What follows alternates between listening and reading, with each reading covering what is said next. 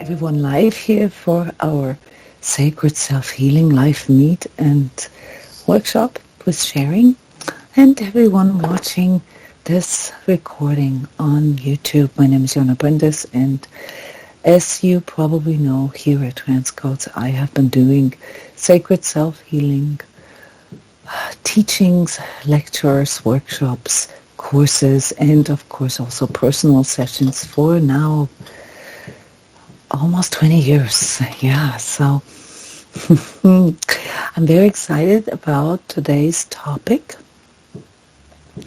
which is about apathy. Now, apathy is not necessarily a word that we use unless you are a counselor or someone who deals with mental disorders. But I do want to introduce this word now as something that we might want to start carrying in our inner lexicon, in our repertoire. So this workshop recording here is part of a larger series. You can see the titles here.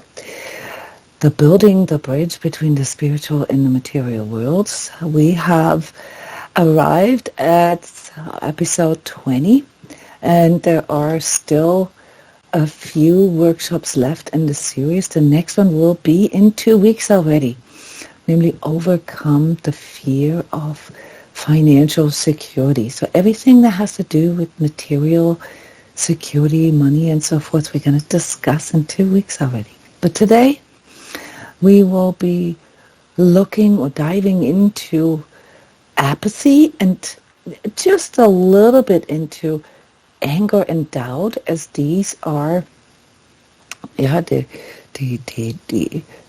forces in us that keep us from spiritually evolving, that keep us from interacting with the world, that keep us from, well, actually seeing the hidden information in, the deeper sort of spiritual realm or aspect of our life.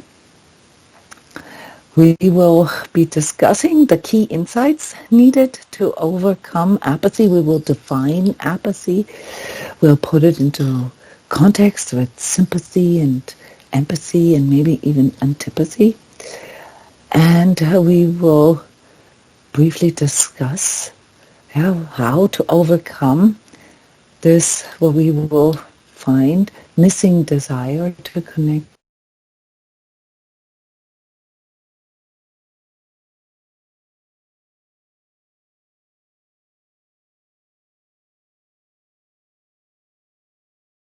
definition. Let's have a look at the psychological definition of apathy. It's defined as the absence or suppression of passion, or the suppression of emotion or excitement. Basically, in short, the lack of motivation, the lack of interest in or concern for things that others find moving or exciting. So basically everything that makes us want to check out, that makes us want to just crawl into our cave and not really participate in or engaging with what is going on around us. Now, this is the discomforting part of going a little deeper into apathy. It means that we are looking at behaviors in ourselves. And you see these students here, that's just because of the material that I have on my computer, that can also be seen as indifference, as lethargy, as laziness, as boredom, or energy, or basically just not wanting or refusing to engage with whatever is going on. So for this year, I want to bring the level now into our, greater phenomenon in our world, namely the observation that we live in a world in which we tend to become more and more apathetic, almost as a shield, yeah, as a sort of protection wall, yeah, to cope with the overwhelming flood of information, maybe also the overwhelming pace of our lives, yeah, the overwhelming amount of tasks that we sometimes voluntary, sometimes involuntary put onto our plate, masking it as self-care or peace. Let me repeat this. So we live in a world in which we tend to become more and more apathetic as a shield to cope with the overwhelming flood of information, masking it as self-care and peace. Now at this point I would like to ask you how you understand this. Let's ask you here for a change what you understand by this statement, and also if you agree with the statement, because we're going to go and look at possible causes and possible consequences. But what do you understand when you read these words, or when you hear me say this, that we perhaps form apathy as a shield, as a protection to cope with a world that has become increasingly complex and overwhelming? Can you relate to that?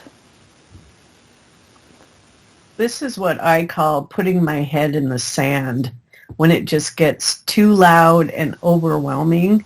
And I can feel that in my body. Mm-hmm.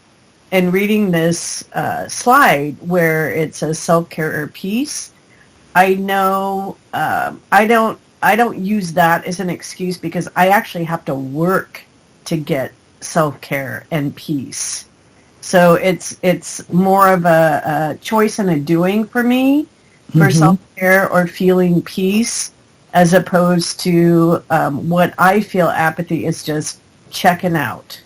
Netflix, not wanting to engage with the outer world, not wanting to feel or hear, just be in my little safety bubble. And you mentioned that you can feel it in your body, right?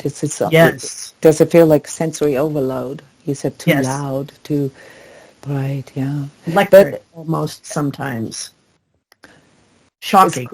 It's cool though, Cindy, that you can obviously discern. That I love what you said. I have to work for self-care and for peace. So you're already aware of the differences between checking out, yeah, and shielding yourself from everything, and actually engaging in healthy or like activities that you consciously choose, yeah, in order to increase your health, in order to care for yourself, in order to express self-love. Yeah, so I like how you're differentiating this already. Do I do it all the time? Well, we're going to talk about how to improve this, how we can align ourselves to, I often say how we can approximate. Yeah, it's like it's fluid. It's a striving. Yeah, yes. It's awareness and consciousness are not absolute. They are characterized by us being aware that there is some kind of ideal, or that there is some kind of template, something greater, yeah, that we want to strive for. And for as long as we have that sort of in the back of our minds, even if we falter a lot of times, or if we do have phases in our life where we tend to check out more, yeah, there's something in us, like a seed, yeah, that reminds us, yeah, that we can do better. Yeah, and not better as in performing, but we can do healthier. We can do more prosperous. We can do things that are more beautiful, that are expressing more truth and more love. Yeah, we can do this. We have a choice. So this is here just as a little sticky note, quite an important aspect that we feel that within ourselves. It's not about measuring how healthy or how self-caring, or you know what I mean? It's not about benchmarks of self-care. It's about us feeling the seed, yeah, that wants us to strive, that keeps sort of, sometimes even kicking us in the butt, to do better for ourselves. Not in the eyes of others, but through our inner desire. Yeah, and a desire that is comparable with a hunger or thirst. Yeah, when someone has that, even if you judge yourself, not being able to do it as often or as deeply as you want to do this a lot of times, yeah, then we would not call this apathy. We would call this merely a lack of will, a lack of willpower, because you still know what the ideal is, or what the higher version or the higher expression would be, yeah, and you're not deceiving yourself, when you are checking out, yeah, that this is leading to inner peace, or that is an expression of self-love. So this is where we have already arrived on this bridge between the physical and the material world. Yeah, right there, Cindy. You immediately nailed it. Yeah, that this is the big part of what we need to sort of align ourselves to. Yeah, it's not how good we are, how healthy we are even. It is more about recognizing within ourselves that there is a really, really strong impulse for us to keep going, for us to, try. Yeah. So that's something that we want to already sort of keep in the back here as one of our guiding thoughts. Yeah, thank you, Cindy, for sharing that. As a shield, that is something that speaks to me a lot. As a protection wall. And sometimes, I don't know if you can relate to that, even in spite. Sometimes I get so mad at the world, at all this, that I'm like, and now I'm disconnecting from you, world, on purpose. I've had enough. My store is closed. Have you guys ever had that? Where you feel resentments, toward, whatever it is that we feel forced, or we feel like we have to save the world, or that we have to connect with, that we have to deal with, where there's sometimes even, a little bit of not just shielding, but actually also almost like an attack, to remove, to withhold myself, from the world, from others, with the intention of, perhaps making the world feel what it feels like when there's no connect. Yeah, so there's that element in the shield as well. Yeah, that we sometimes want to remove ourselves, just so, that it's rare, perhaps for some of you, But it's not just that we want to check out. Can anybody feel that? What I'm talking with is this comes forward as an inner reflective thought when you're really, really honest with yourself. Yeah, in psychology, we would call this withholding. Yeah, withholding. I withhold myself. I am not engaging because, and then whatever comes has to do with our ego identity. Yeah, like I'm too good for this, or this is not good enough for me, or there's some kind of justification or some kind of excuse sort of going on, yeah, in our ego mind, yeah, where when we remove ourselves, yeah, that it sort of does something to others.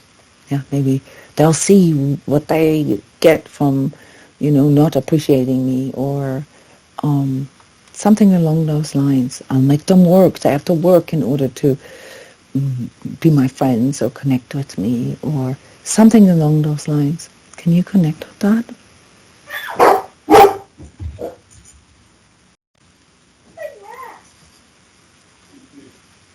I'm chuckling because it's totally an ego thing, and it's a pity party when I'm feeling sorry for myself. Or sometimes I do have to say, though, if I'm like too scattered, I withhold just so I can get back to center and be okay in me. It's not necessarily the other, but the other is also prevalent.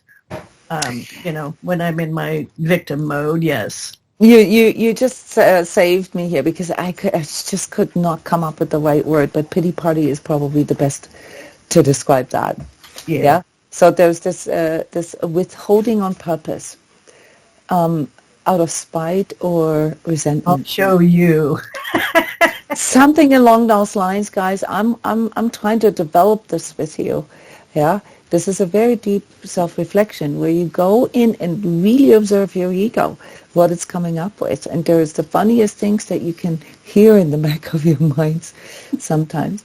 Yes, and obviously the shielding, that's the obvious one. I need to a timeout. I need, something like a wall there, so that I can recuperate, so that I can recover. That's obvious. Yeah, and that's where I've already hinted at the misunderstanding with self-care. Yeah, we're going to get to this, but let's just follow sort of the line of thought here. Okay, so what could these causes be? Yeah, like why would we even be compelled to do this? So my theory here is that the problems we are facing are too complex, or too big for us to resolve. Not just for us as individuals, but for us as a collective, as a society, yeah, for us as the people. Yeah, there's also an element of powerlessness. Yeah, or what does it even matter what I do? Yeah, why even bother? Can you relate to that aspect? Yeah, where it feels like, no matter what I do, would have an impact, or would even remotely be sort of, contributing to, like, say, a solution. For me, it's like depression, so low in energy that you nearly can't see any options. Okay. Yeah. It's more the powerless.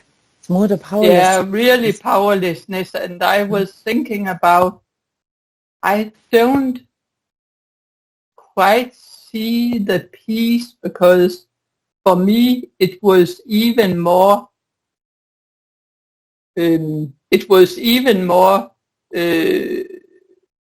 problematic to be in that state of apathy. It felt so crazy that the apathy. So Yeah, so you said it feels or it reminds you a little bit of depression. So there yeah, definitely is this powerlessness aspect, and also the lack of energy, the lack of yeah, feeling total. that you could even do anything. Like there's even Yeah, a step deeper, right, from what I yeah, said, where you just feel, oh, why bother? That's one aspect. But then there's the aspect of like, this is too much for me. There's nothing I can do. In fact, even if I wanted to, I don't have the energy to do it. yeah, I don't. yeah, yeah. Mhm. And I wish I could at that time, but Yeah.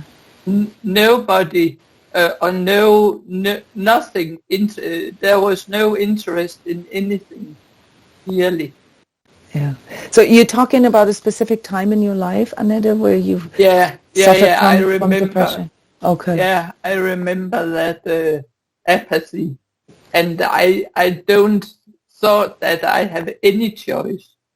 Yeah. Now I can see I have a choice, and then I'll not really call it apathy, Yeah. So there's but I can see what you mean, and it makes sense. what you're saying on it is that there's like a bit of a range there, right? There's a Yeah, range. yeah, yeah, Apathy can go as low as like feeling utterly powerless, yeah, to yeah, the point of not even being able to physically move, right, to yeah, get up yeah, the couch. Um, yeah, but and at that point, one obviously does not have a choice.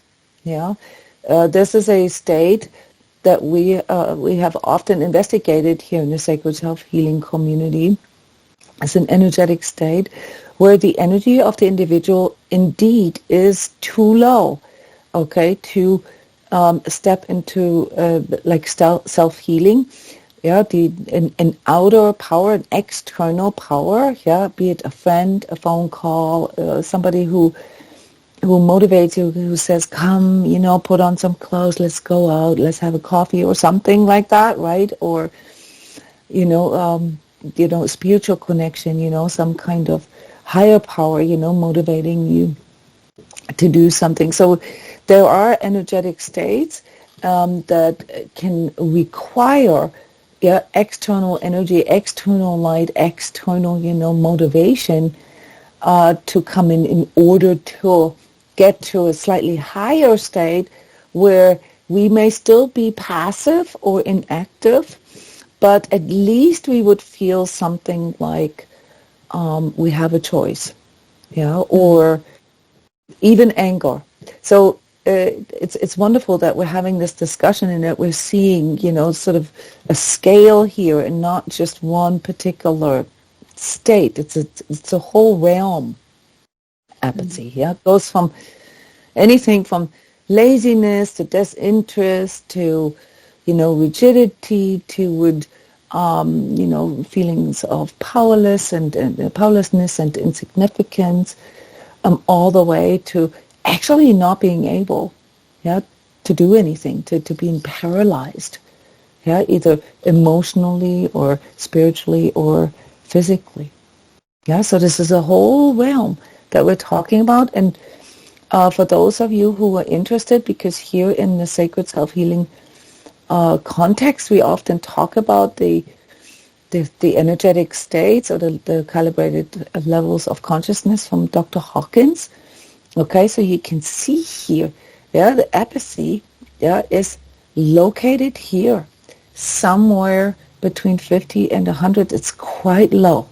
Yeah, it's really low, and therefore, not just simply like an ego state, but it is actually a quite dangerous, yeah, or vulnerable state, because in that state, we don't just feel like, pity party pain. We don't just feel like pain or depressed. Yeah, we actually almost entering a state of destructiveness, that often comes with sort of a very strong schism inside ourselves. It's almost like a self-punishment. We know it's bad for us. We know that it's not good for us when we're in such a low state, but we just can't muster the energy to do something about it. And sometimes, depending on our inner alignment, it actually feels like we don't have a choice. Now, you just said something important. You said today, you know that that is not really true. However, when you're in that state, you cannot feel that. You cannot feel that. You can feel that when you are out of the state, even in higher ego states like anger, or specialness and judgment.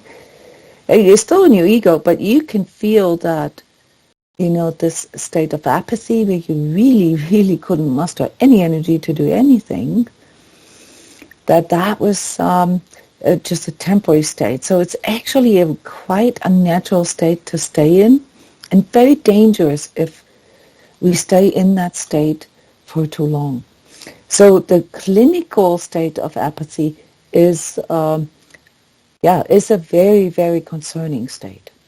But if we talk about this here in the context of sort of self-healing and self-reflection, we must also look at it from different perspectives, not just the psychological perspective where we look at, that's a natural kind of response to the complexity of our world, and we all know that our world is complex. It is fast, and it has never been as complex as it is right now. It has never in the history of humanity been that complex. Even if you just look at the amount of information that we have to process, even if you just look sort of from a pure sort of brain processing point of view, the amount of information that we have to process nowadays has never been there before. So we are indeed at the precipice of, new era, because, like if you compare our life with that of our parents, for example, or, forward looking with the lives of our children, you can see that what has happened here in those last 50 years was an enormous transformation from a society. So 50 years ago, when was that? 75? Okay, so 1975 to 2025. Guys, those are worlds between 75. I mean, 75 was when our parents had their first color TV, when not everybody had a car yet, and when computers wasn't unheard of, and internet and things like that, not to mention smart devices and so forth. So this is a fact. Janet, I see your hand here. Please share.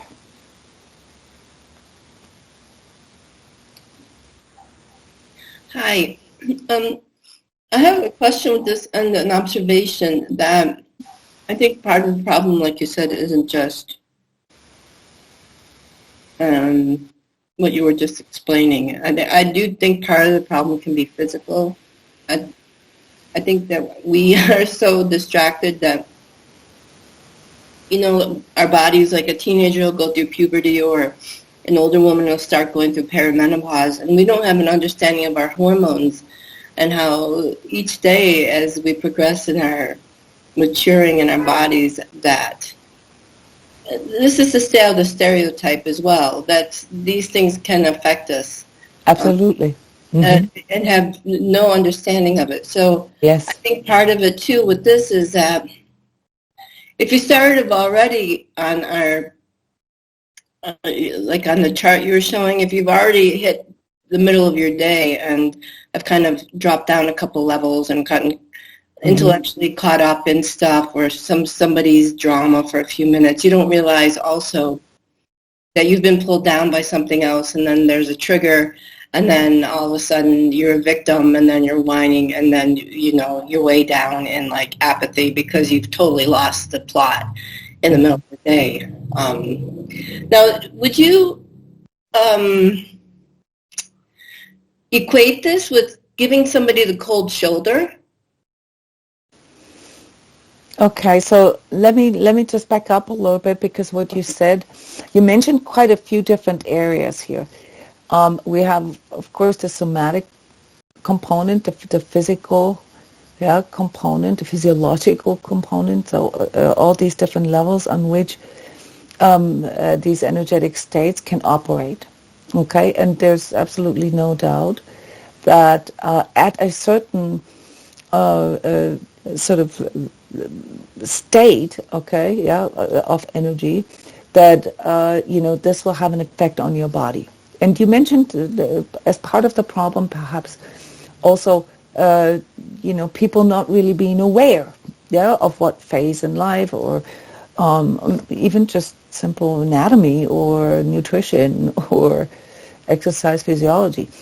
This is a really big part of what I'm trying to bring into our awareness here, namely that even just the willingness to connect with the knowledge about ourselves, the connection with ourselves, with our body, with our psychology, with our energy, and also with our spiritual attitude. So all these things need to be kept separate here for a moment, because when we think of apathy as a psychological or neurological or hormonal, those are all material problems. Okay, they relate to the physical, to the body, to the vehicle.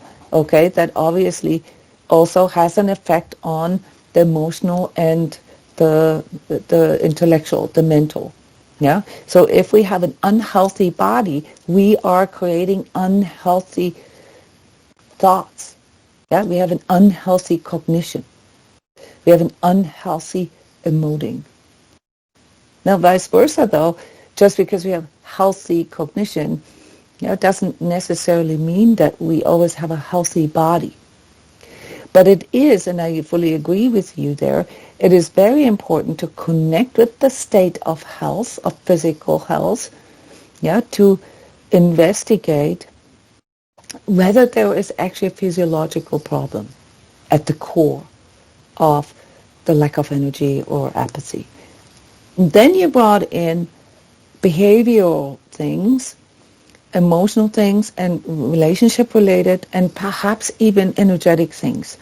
You mentioned that, sometimes we can get pulled into other people's problems or their emotions, and that can pull us down as well. Yes, absolutely. That's not a physiological or material problem. That is actually a spiritual problem. A problem that has to do with us not being fully in, let's say, control. We're not able to fully master how we spend our energy, be it our emotional energy, like our empathy and our sympathy, because they are related to apathy. When we are, for example, too much involved in other people's problems or too much involved in other people's energies through our sympathy, this is sympathy, sympathetic reaction, is sort of a biological, a material, a physical, physiological function. As humans, we are designed to show sympathy to other people. It's actually rather unnatural not to have sympathy. Now, when you see someone suffering, okay, there's a part in you, and that's per design, okay, that feels discomfort as well. But sympathy often has a negative effect, and as energetically sensitives, we know this, is that we can get pulled into sort of a greater storyline Okay, that we can get pulled into the energy or into the projections of the other people, and suddenly then we become part of this. Yeah, that we get pulled into their place. Yeah, that's the part that, that we often talked about here in the past within the Sacred Self-Healing community, because what we really want to become able to master is our empathy.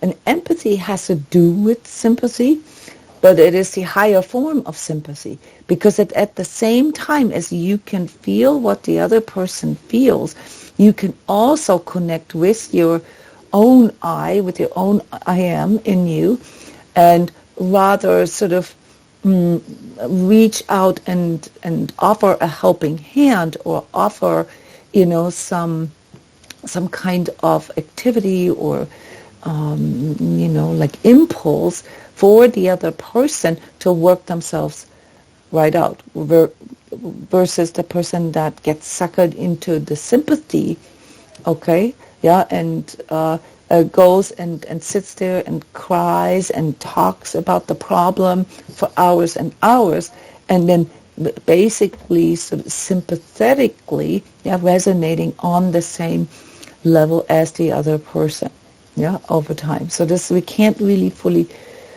prevent that from happening. This is biological. But empathy is a higher form of that. Now, apathy would be the absence of either, yeah, of sympathy, compassion, empathy, yeah, is cut off. And now comes your question, yeah. Can you repeat the question? I just had to take this apart, Janet, because those were three different aspects. Certainly. And now, go ahead. Well, because as soon as you started talking about apathy, it really brought up a big memory of me. I grew up getting the cold shoulder. Oh, cold shoulder, yeah, cold shoulder. And if you are equating apathy, I mean, I can equate apathy with cold shoulder, but if that is a dimension or a segment of being apathetic. Well, I don't know. I mean, this is also a bit of an English language question, because cold shoulder is sort of a metaphor, okay? And the way I interpret cold shoulder is that somebody intentionally, okay, disconnects. It's more of what I mentioned earlier, where there's a sort of a resentment also in the game, yeah? It's intentional, yeah? Like to shut or cut something off, yeah? So cold shoulder, showing somebody the cold shoulder can come from many different, or out of many different areas. It can also be a sign of arrogance or aloofness, okay? It could also be something that someone does to punish somebody. Yeah, right? I guess there is a fine line between even if it's just a minute amount of being conscious of giving somebody a cold shoulder, and some of the words you just used to describe it, like shutting out somebody, that can start to be a little bit more unconscious, whereas cold shoulder I can see be interpreted as being more deliberate. Yeah. Yeah, so in context of apathy, maybe not exactly cold shoulder, but I guess it is certain different degrees of it and on the border. Mm-hmm.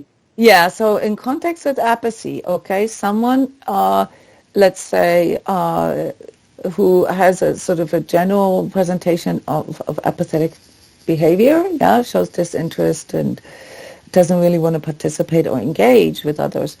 And they're showing somebody a cold shoulder as opposed to like other people, right? That would be sort of a comparison.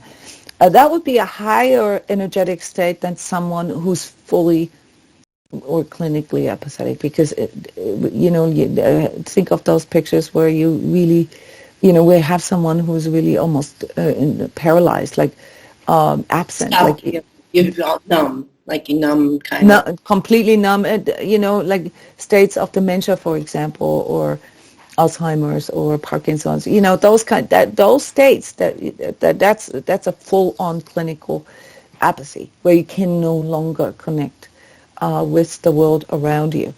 Now there are states, and this is I'm not really an expert, but there are states, certain types of psychopathy or personality disorders, where the inability to connect with the outside world, and other people, is part of the presentation. And that's really like a more of a distortion then.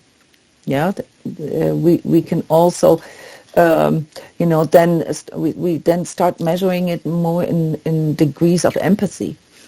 So for example, dealing with people with autism or related sort of spectrum symptoms or syndromes, or even narcissism, where the ability to connect with someone is inhibited. Okay, but that we would not really call that apathy. Okay, we would call that a lack of empathy. Because that's an inability. That's like an actual. It's like from my perspective, actually a disability. To not be able to connect with the world or others, is something that is basically not to put a label in it or judge it, but that's a sickness. We are designed to connect. We are designed to engage with our environment. All our senses, not just our 5 senses, also our other senses, and everything that we are sort of born with as our capacity indicates that we are highly flexible, fluid, and adaptable creatures. Very, very complex organisms, not just on a physical, psychological, but also on an intellectual and spiritual level. We are very, very adaptable, which means that we can respond to the world and to others in entirely new ways. And here in context with self-healing and consciousness development, and soul development, the higher this ability is developed or cultivated, the higher the adaptability. And therefore also the lower the need to disconnect or to shield anything. We don't actually, if we, and this is basically where we are getting at with this talk, with this conversation, is that the more we cultivate, the more we refine and develop our responsibility with the world and others, the less we need to protect ourselves from it. But that's a long way, if we start out at, bad habits, or addictions can also lead to apathy, or mental disorders. Okay, so if we exclude those for this discussion, and we're just talking about sort of normal people that actually have empathy, that maybe not fully developed, but that actually, have it in them, okay, that can feel sympathy, that can connect with people. If we go sort of use sort of a norm as a reference here, just so we can even more easily see that there are ways out of that situation, then it becomes a little easier for us to understand why someone like me even points this out as a problem. What I am pointing out as a problem is that the more we disconnect, the lower our chances of finding resolutions, to find resolutions. Now, what are resolutions? Okay, resolutions would be choices. But choices not just based on survival, but choices based on, health, based on, bringing, some kind of goodness, some kind of truth, some kind of life, to not just our own life, but also our environment, yeah, sharing our life force, engaging and exchanging, yeah, as sort of the main striving, yeah, for sort of the higher version of ourselves. So the more we disconnect, the lower our chances basically to evolve. That's fundamentally what I want to say. Plus, if we are not careful and we cultivate apathy, we cultivate, laziness and disconnect and checking out, and to a degree, I mentioned addiction, yeah, to a degree, social media addictions, gaming addictions, porn addictions, and so forth, they all fall into or can lead to apathy, into that category of apathy where we disconnect from the real world, and not to mention, some of the future things like augmented and virtual reality.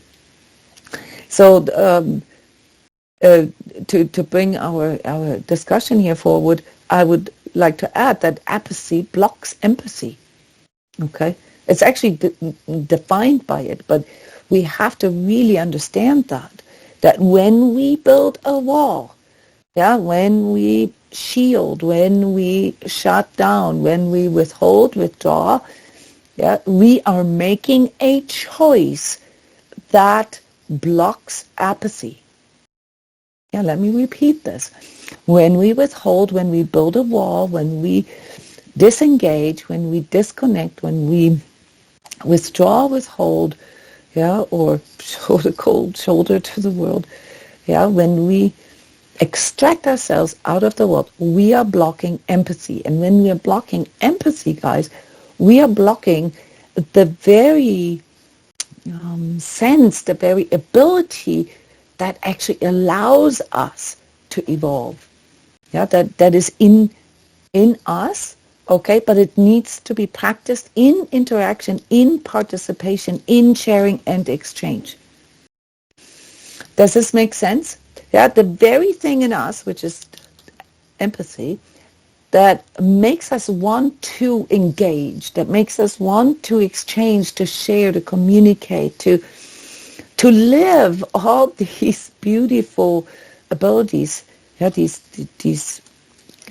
capabilities that we have, these faculties, yeah, gets blocked if we choose to disconnect.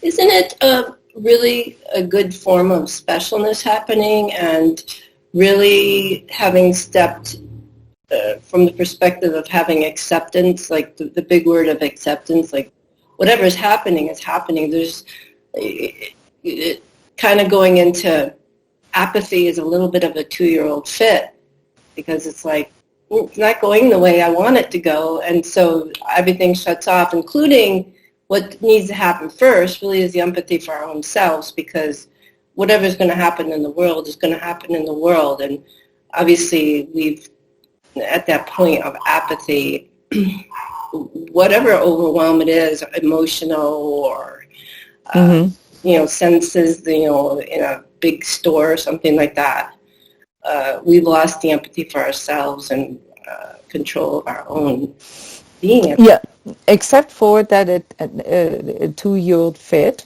which is quite a good observation, because it's probably on that level, okay? But we should be careful with judging it, yeah, because what does a 2-year-old know, okay? Well, I'm sorry, I really shouldn't have used that, because I really am against that stereotype anyway, so I totally apologize. My 2-year-old... No, it's okay. I think it's appropriate. No, really, that was a big faux pas on my part, because I really don't believe... It's ego, of course. And when we are in an ego reaction to whatever it is that we're having an ego reaction to, and whatever caused it, doesn't matter. We all revert to that state. So that's an okay observation. It's just not specialness. It really is an instinctive reaction.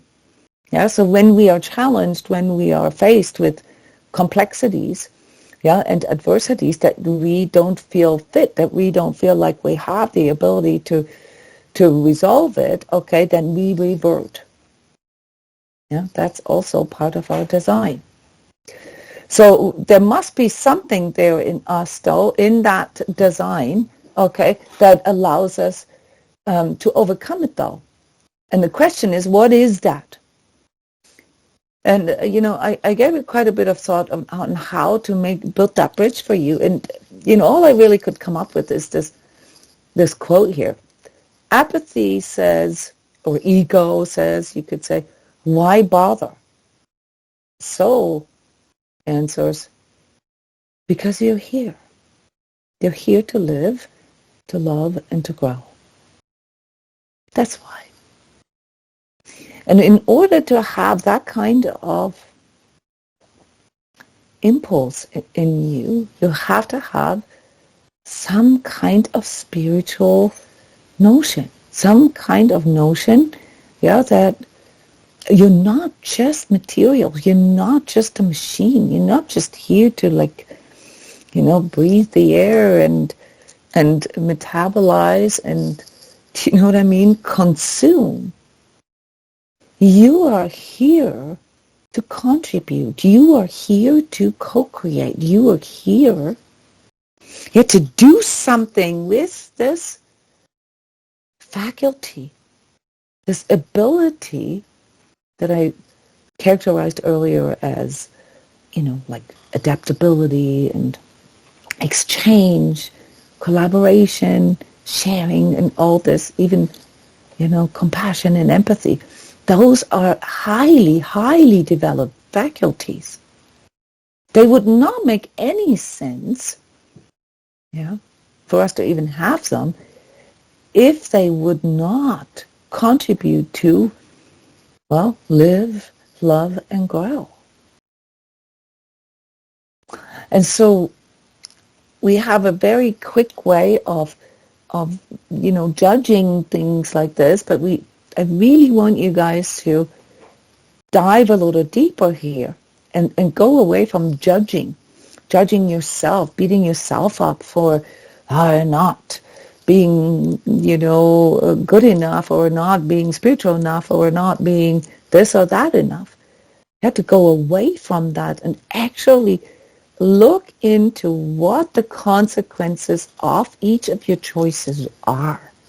Not just from a physical, physiological perspective, that's material, but also from a spiritual perspective. What are the consequences of you choosing not to participate in life, in love, and growth? It leads to spiritual stagnation. In other words, you will not be able to feel anything like purpose or fulfillment on a deeper level because you're not participating in that sort of job description. So the simple solution, really simple solution, is to realize that all we really need to learn is how to more deeply connect with our world and others, and how to do this in a healthy way. So that, in order to, we can feel motivated to participate. So we can now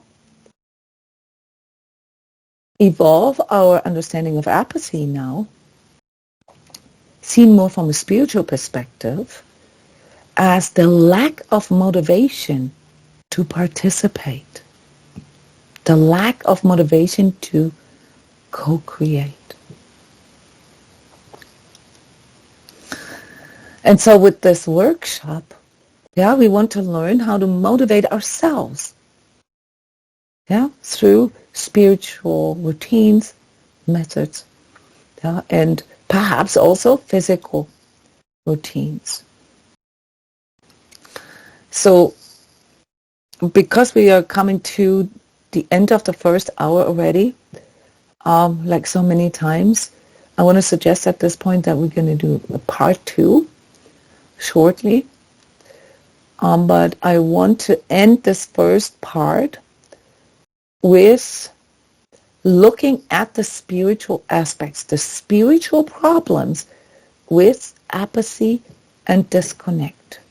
And then continue in our part 2, to talk about, to share, to co-create, if you will, ways to overcome apathy, to work with it.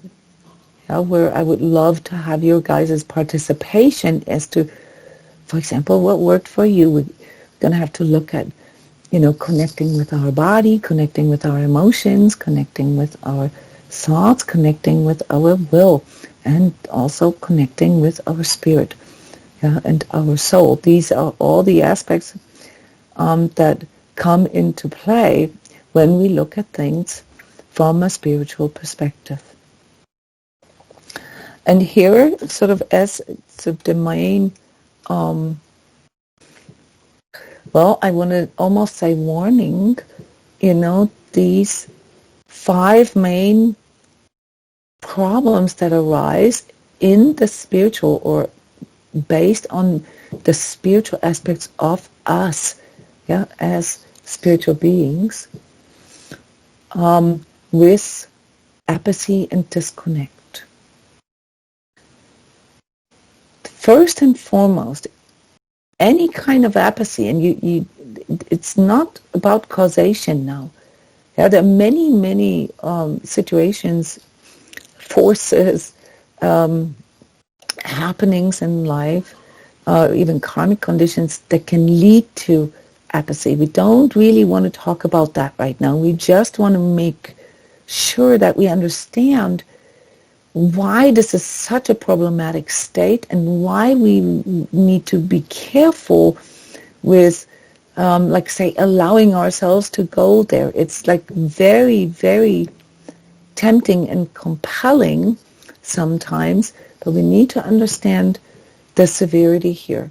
That separation from the divine, that we experience when we disconnect from life, love, and growth.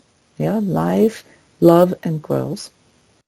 When we cease to care, when we stop co-creating with the universe, and when we no longer see any kind of purpose in interacting with the world, that is when we are moving away from being able to feel our own spiritual or own soul purpose.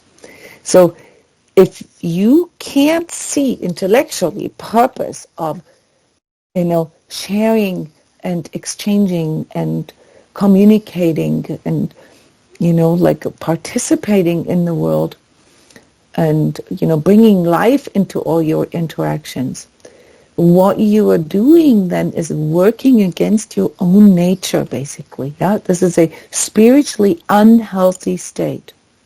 So apathy, this needs to be understood, not only disconnects you from your ability to feel your own purpose as a spirit being, but it also disconnects you from that which brought you into existence.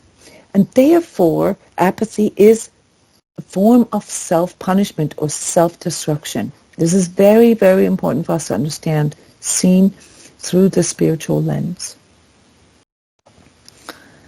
Another aspect of apathy, laziness, disconnect, shutting down, disconnecting, not engaging, not having interest, not caring, is the effect on our energy. Apathy stagnates spiritual energy in us and prevents growth. It prevents insight, it prevents any kind of transformation or evolution, and it also prevents us from actually having spiritual insights through, entering the spirit worlds and gaining spiritual knowledge. In other words, we will gradually lose contact with something like a greater, sort of cosmic truth. We will only, for example, those are just examples, only be able to see the material aspect of life. We'll only be able to see the the financial aspect of life, or the fame aspect of life, or the importance, or the however we define sort of interaction with life at that level is extremely low, extremely narrow, extremely devolved actually.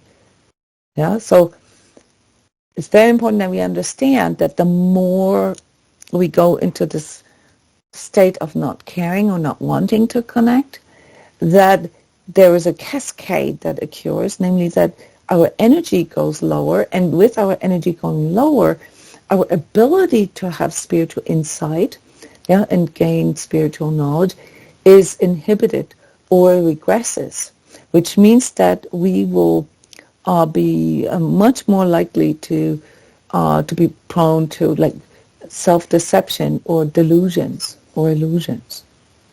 Yeah. Next is, and this is the part that in many therapies is addressed as motivating someone in that state to care for something outside of themselves, because one of the big problems with the state of apathy is the loss of compassion. Yeah, is the numbing that occurs, is the shriveling of the heart, the Grinch, the making it not only difficult to feel empathy and to connect with others, but literally distorting it, literally,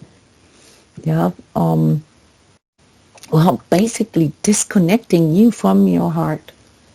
Yeah, this is a very severe consequence. The next is that, I mentioned this, the self-deception, the delusion and the illusion, is that this false ego shield, all the justifications and excuses that we give ourselves, where we say, oh no, all I want is peace, all I want is, time out, okay, all I want is get a break from pain, get a break from this or that. That's almost like the addict mind, okay, all I want is, cutting myself off from life so that I don't have to feel life anymore. Among spiritually interested and energetically sensitives, that's often a phenomenon at a certain stage of their spiritual journey, because they realize at a certain spiritual insight level that the physical is just a temporary state, and that is actually the spirit self, the soul that has a body and not the body that has a soul, that we should care for, and then beginning to lose interest in anything 3D. Okay, this is a big delusion. Okay, because there's a reason why you are here in this physical form. Yeah, and often what that does is that it increases the pain of being in 3D. Because the very purpose of being in 3D, be it karmically, be it because your higher self says so, or, because you're on a greater mission, is to interact, is to have an impact, is to exchange, is to share. Yeah, and the ego can play big tricks on us, okay, by telling us that the world out there is hostile and that everybody's just out there to get us, and that everything is a conspiracy theory, and that the powers to be are just trying to enslave us, and so forth and so forth. Yeah, this is a delusional state. Yeah, it may be that there are these forces that do these things. Yeah, but it does not define our reality. There's aspects of our reality, just as, there's many other aspects of our 3D reality that we have to contend with, that we have to learn to work with. Yeah, and every era and every century, whatnot, has a different sort of character and different kind of challenges. And, and obviously we all have different karma, so, our karma also predisposes certain types of experiences that we simply have to go through. Yeah, and it's not really what it is that we have to contend with. It's not really what happens to us, but it is about how we deal with it, how we use all the tools that we have, to transform that. Yeah, and self-healing, for example, is a first step into recognizing that every challenge that comes your way is an opportunity to grow. Every sickness that you become aware of is an ask, is an opportunity for you to better yourself. And that's then where the will comes in. The last important aspect here, the test of will. Because the more conscious you become, the more your own experience of your apathy, challenges you to awaken. In other words, what I pointed out as a societal issue, as a collective problem these days, could also be seen as an influx of a spiritual force that forces us to grow, that forces us to evolve, that forces us to awaken, that forces us to connect with the world, with our own heart, with the heart of others, and also with the spirit world.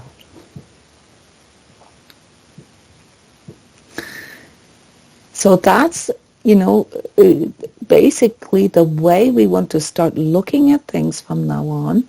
That we look at what is the problem, what does it do, and what does it sort of tickle in us? What is the impulse that is coming to us through any kind of, any challenge? Now what does it force us to do? How are we now asked to respond, to deal with this? And that's where the will comes in, because there we have choices.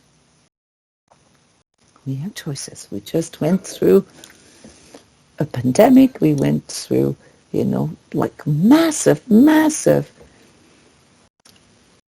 restrictions and dogmas and censorship and all these kind of things. And within all of this was a huge opportunity. It was a huge opportunity to learn how to deal with untruths, how to discern truth, and how to take back our own self-health authority. So when you begin to gain spiritual insight, you will also begin to gain the vision, the sight for the polarity of everything. And polarity is not the same as duality. Polarity just simply means that, you carry both in you. Just like how we often look at masculine and feminine energies that we carry in us as a duality, and sometimes we gravitate more to this direction and sometimes we gravitate more to it the other direction within ourselves. The overall solution will always be found in here, in the middle, in the place of balance within, where we're not just blaming it all on others and the world and the dark forces and the powers to be or aliens or whatever, but also where we're not just all blaming it on us and how damned we are and how bad we are and that we're not good enough and nobody loves us. That we find within each of these challenges that we can all experience at times, that we find the centerpiece of our being, that delivers the impulse to live, to love, and to grow. So let's discuss this in our second part, what comes up for you as part of these discussion points here, and also, what you have learned, and maybe some other things that we can learn to overcome apathy, and why it's so important that we address that in our time. Thank you so much for coming and for contributing, and I hope that this kind of live meet or lecture or talk helps you, on your way to discerning and developing your own sort of consciousness, your own I am presence. Okay, I see you again very soon, and say goodbye.